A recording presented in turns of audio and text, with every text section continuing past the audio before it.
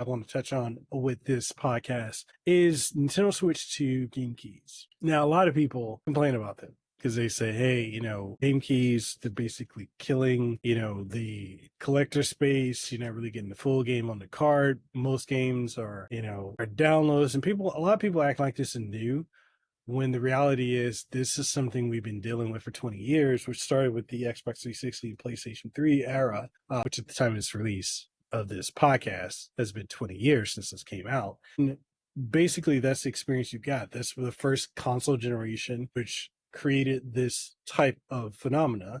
And it's still going on. A lot of people are like, yeah, but Nintendo shouldn't have done that. Everything should be on the cart. And there's a lot of misinformation where people are saying that, if you get these game key cards, you can't trade them into GameStop or places because other people can't use it. And then there's people that are saying, oh, you use these key cards, they can break your console. There's a whole lot of misinformation that's going out there. And there's just so many people that don't really know what they're talking about.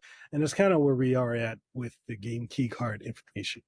Now, yes, there are a lot of games you can pick up like Star Wars Outlaws, the Chronos game, and a lot of other games are game key cards where you put them in and it downloads it. But what we found out from developers, especially one of the developers on Star Wars Outlaws, the Switch 2 port, they basically informed us that, hey, the Switch 2 carts run at a certain speed, and the game for certain assets needs a higher bandwidth and speed. And so that's why it does download it, because the game cards are capped at a certain data bandwidth. And so the internal SSD that's in it, which is the M.1, not M.1, M.2 SSD, which is in it, runs at a particular speed. So that's why it's different and it's faster than the game key card. So that's one of the reasons why we have the game key card situation. I know a lot of people hate the like the partial downloads, and a lot of people fear monger. Oh, we're not going to be able to get it. There are games that if you bought on DSi or Nintendo 3DS eShop or the Wii eShop or the Wii U eShop, you can still download them decades later. So, those servers are still up.